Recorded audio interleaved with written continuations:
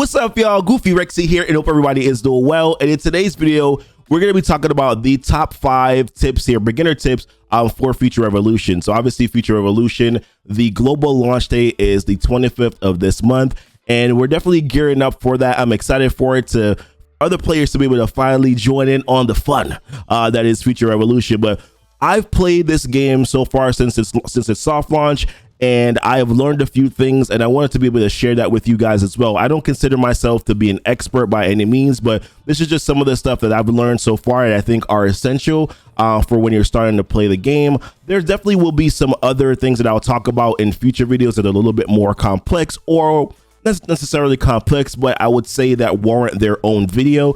So we're going to go through the top 5 things here today. We're going to obviously talk about some honorable mentions. If you know me, I always have some honorable mentions here. So let's actually dive into it. If you're ready for that, guys, let's start right now.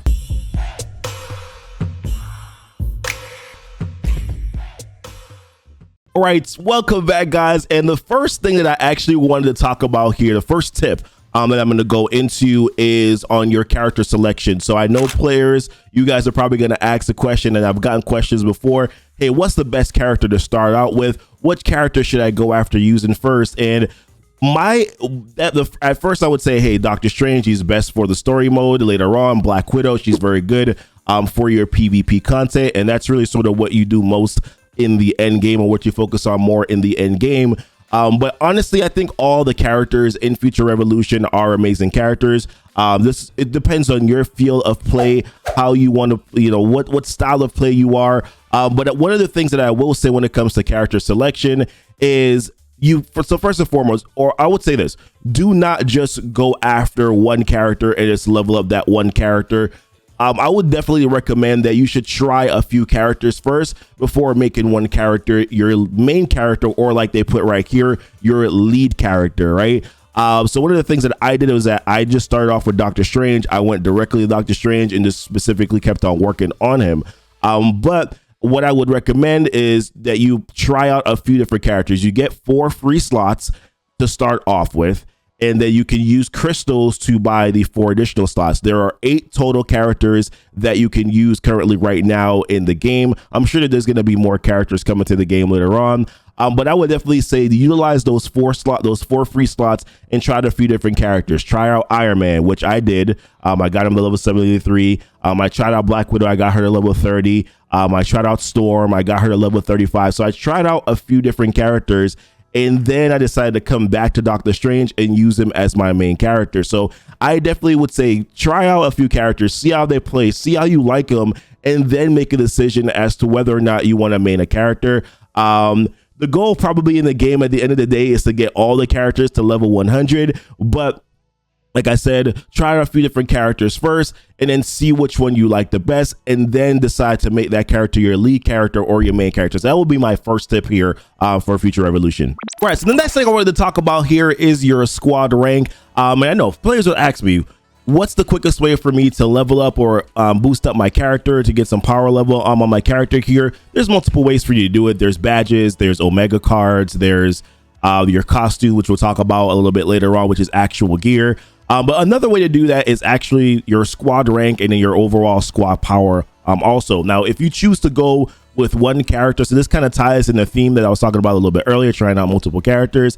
If you choose to go with one character, you're going to experience a little bit of a bottleneck here where to complete some of the story missions, they will tell you, hey, you got to get your squad rank up to a higher level first before you are able to do so. So one way to prevent that is by actually working on some other characters, getting them to a bare minimum of like level 20 or level 30. That will give you higher squad rank. Will also give you some pieces that you can use as well to upgrade your squad power. And the good thing about this is that your squad rank, your squad power, that applies to all of your characters that you are using. So not just the specific main character that you're invested into. So this right here behind my head, you probably can't see the full numbers on it, but I have my weapon development at level rank number 75. I am getting a 651 attack boost, which applies to all my characters. Rank 73 on armor design. My defense is plus 634. That applies to all the characters. And then your hit points as well. 6,766. That currently is being applied to all the characters that I'm currently using right now as well. So one of the definite benefits for you to work on other characters is that you get to boost up your squad rank quicker. You get more power level and more power on all of your individual characters. There's individual pieces that you can use to upgrade the weapon development, the armor design, the bionics, which are the attack, the defense, and then you also your HP. So you have your Fury's classified data, you have your Stark's blueprint, you have your PIM's research log. Like all of these are different sort of pieces that you're going to get throughout the game. And that will help you. Like I said, you can also purchase them in the store too. So there's different currency that you can use to do that. You can also spend money on it as well, but there's also other in-game currency that you can get to purchase some of these pieces. And also, as you increase your squad rank, let me show it to you really quick right here if I can find it. Yeah, right here. As you increase your squad, you get your squad ranks up. You also get these other sort of like little pieces too, so like you get some currency and gold. As you can see, we get some PIM's research here, which we can use to increase our squad power level, which once again applies to all the characters. Later on, I'm going to grab this 4 core box right here, which is also another thing that I can use to level up. And also when you're leveling up other characters, it's not showing for me right here, but each time that you upgrade a character level, you also get some other resources that can be helpful too, like squad power upgrade box and things like that. So overall, working on some other characters, get them to a bare minimum. Eventually getting all the characters to 100 is going to increase your squad rank, increase your squad power, and that's going to affect all the characters that you have available here that you invest into on your Future Revolution roster. All right, and another thing to talk about here are character skills.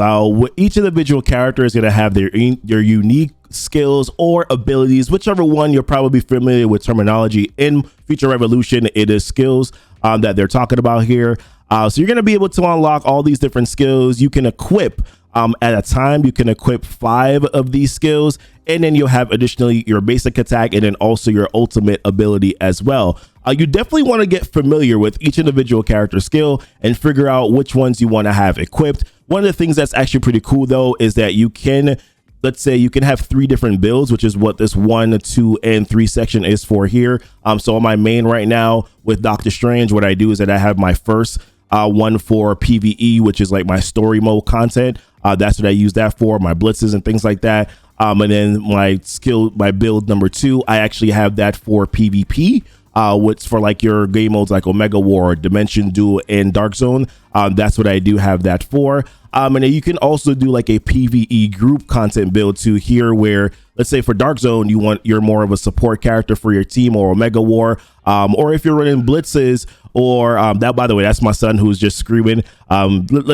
So just in case you hear any screams here, that's my son. He might join us, who knows? But then for 3, like I said, your PvE group content, where you can actually, let's say that you want to build more of a support build for your character, you can do that as well, and change it here. So I think it's actually good that you can actually do 3 different builds on your character. So you're going to want to utilize that a little bit later on. But yes, definitely get familiar with the character skills that you have available. And I would say this too, you're going to get these different upgrades. And let me move myself over to this side of the screen. You're going to get these little different upgrades that you can do.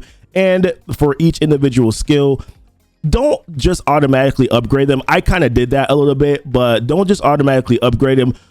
Each individual skill upgrade does something a little bit different. And don't just always go for damage. There's also like other things that can be applied. So if it's for Iron Man can do burn damage.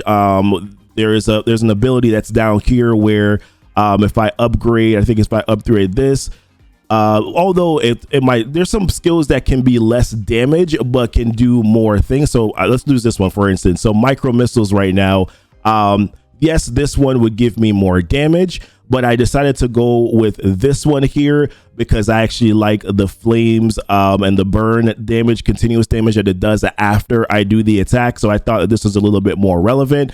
There's also some other skills here. So if I equip this skill right here, level 2, it would, pushes back, increases attack while skills last. I might not upgrade this ability. I might actually wait until I get to level 54 to upgrade that one, because this will decrease my stamina consumption and all of all the skills why this lasts. So therefore I might actually want to do that skill a little bit better. So this is just kind of a way for you to save a little bit on resources. The point is you don't have to do all the upgrades as they get unlocked, right?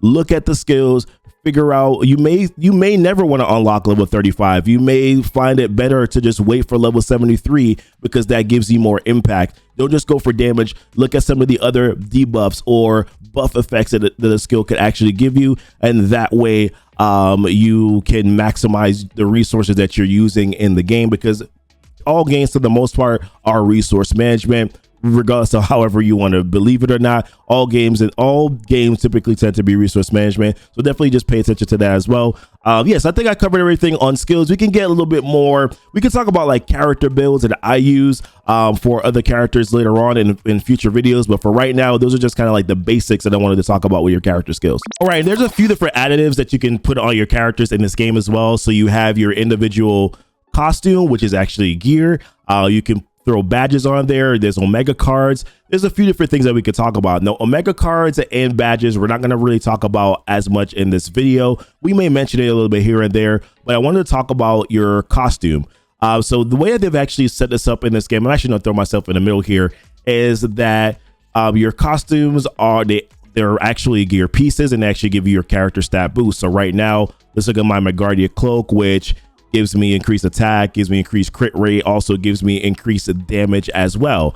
And if there's different pieces that can do different things. The best pieces of gear costume in the game are your regional pieces, which are your Megardia, your Newark City, those are the more coveted, highly sought after gear, like your Megardia, New York City gear, your Hydra gear, your Sakaar.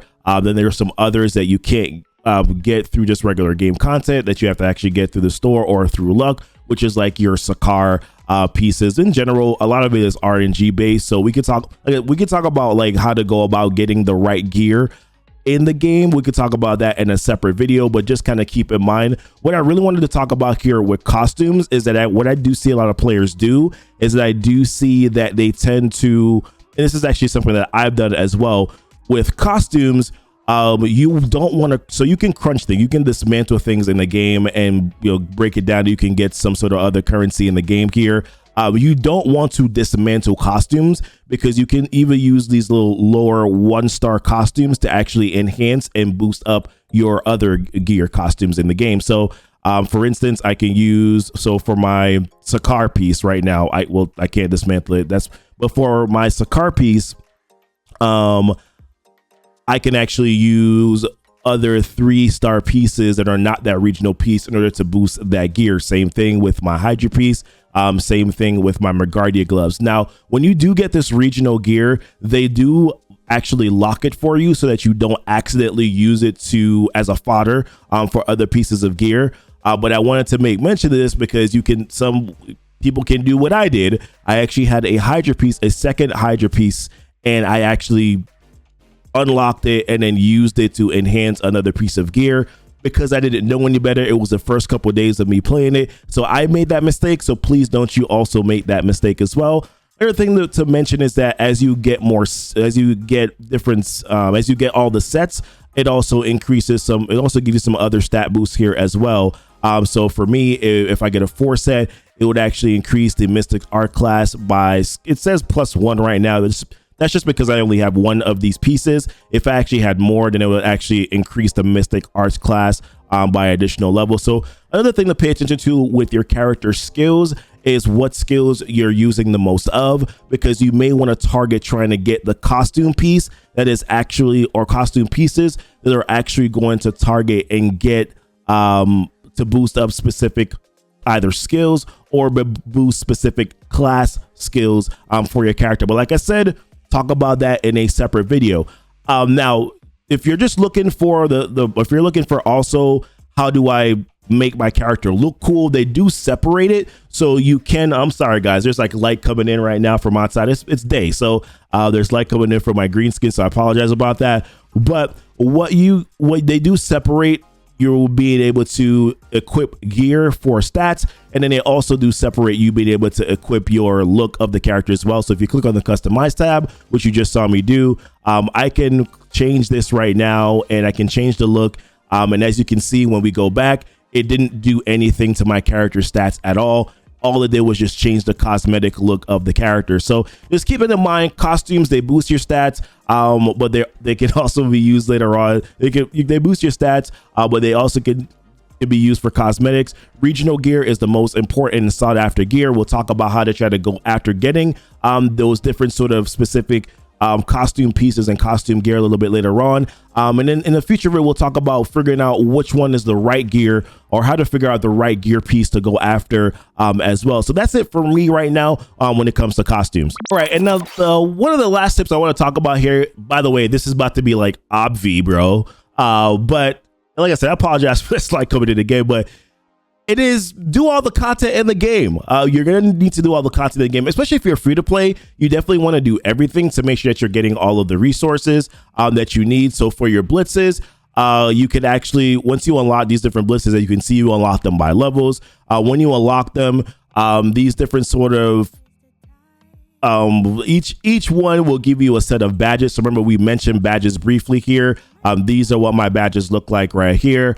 As you do more blitzes, you'll be able to get more badges, and then these badges will also, well, some of these badges also you can get from doing like Omega War and other things in the game, or purchasing them in the store. But your PvE badges, your storyline badges that you get, you can pretty much basically get those by doing these sort of different blitzes. There are certain badge sets as well that also do increase, give you some additional damage too.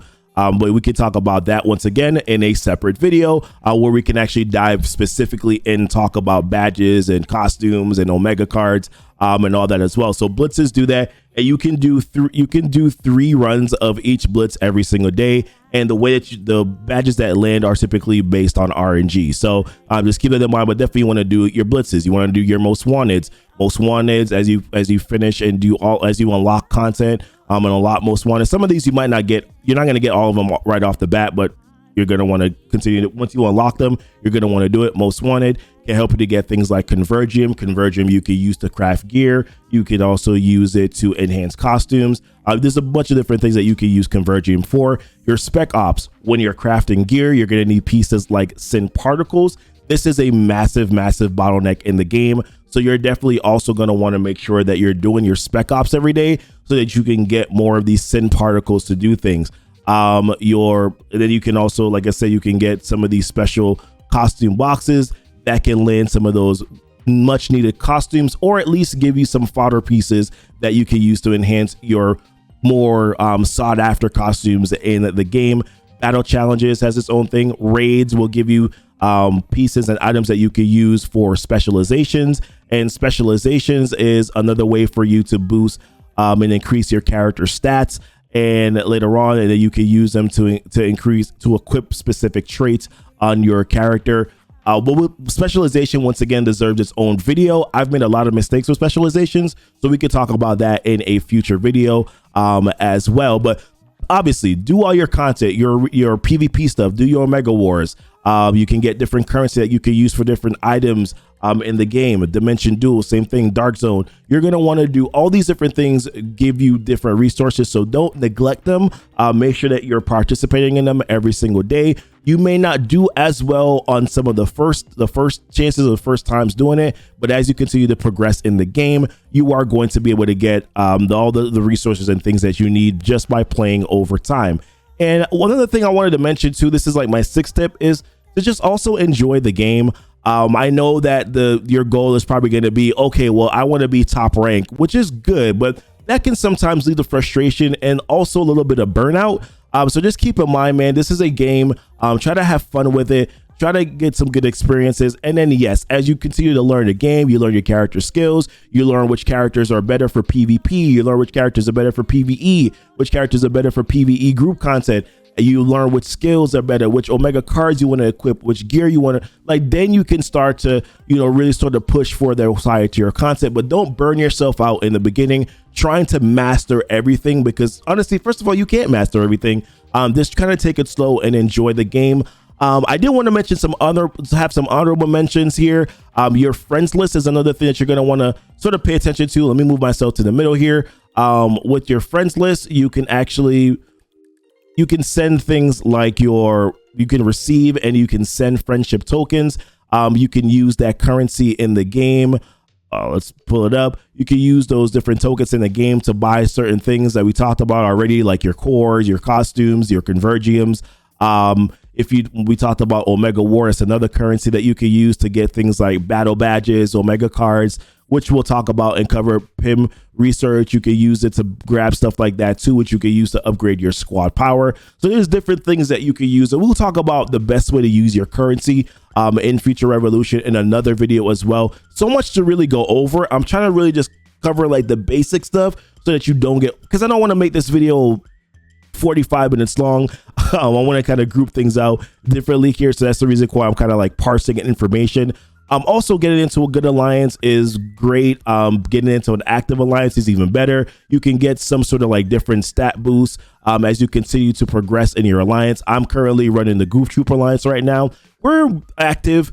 Some of us are a little bit more casual, but like I said, I'm taking it kind of slow, which is the reason why I don't have like a 700k character, because I'm taking it a little slow because I want to be able to really sort of get a grasp and get all the nuances of everything. You also have like the specific alliance shop where you can go in here and grab different things as well that can help to boost your characters, get your stats up, things like that. So being in a good alliance also does help as well, and trying to find an alliance that is which is obviously, because the game is so much newer, it may be a little bit more complex to do it now, but trying to find an alliance as well that has the same sort of play style or the quantity of play or similar play as you is also another good thing to do as well. But those are some of like the honorable mentions that I'll talk about. There's also group ups. So if you're in, let's say that you're in a story mode and there's other players that are around you that are doing like they're doing sort of like the same story mode as you. If you actually invite them to your party while you're playing, then so players who are nearby or are doing the same thing as that you're doing, if you invite them to your party and if they accept your party, or if you get invited to a party, the benefit to that is that you do get some of the little like badges and collectibles and things like that when they're beating the different mobs. If you can party and group up to do blitzes, you can party and group up to do raids. So utilize those features and those options as well. That also is one of the ways that they are making this more of a community game as just a single individual player game. So definitely utilize those features in the game as well. They benefit you, and it's also a good experience from a social aspect as well. But in the future, guys, we're going to be talking about some other things like how to select the right gear for you, how to go about targeting getting that right gear, badges, how to select the right badges that are going to benefit you as a player, stats that you want to pay attention to, like crit rate, crit damage, things like that. We're going to talk about that in future videos. And then character builds. Like I said, I'm not an expert, but what have I experienced so far? What are the different character builds that I'm using for my characters that are working right now for different sort of content in this game? But listen, appreciate you guys watching so much. If you like the video, leave a like. Once again, man, I apologize for the lighting. There's some things you can't control, right? Some things you can't control, but if you like the video, guys, subscribe to the channel. There's going to be more Future Revolution content coming out in this game. We also have a Discord as well. If you're looking for an alliance, you just started out, Goof Troop is there as well, so you can look me up there also. And like I said, future videos will be coming out on this channel. There's my Discord. Join my Discord that's down below, guys. Appreciate you guys so very much. Hoping that you guys get to enjoy the game and get the experience that I'm experiencing right now. I love the game, love Future Revolution, love what they're bringing to it. Appreciate you guys. Like I said, appreciate you guys watching the video so much. Y'all be blessed. Y'all be safe. My goodness, man. Why the light gotta mess me up? The light coming in for it's a really beautiful sunny day outside though, in fairness. I gotta say, like, really sunny, beautiful day outside. So feeling pretty good about that. All right, guys, but listen, breakfast time.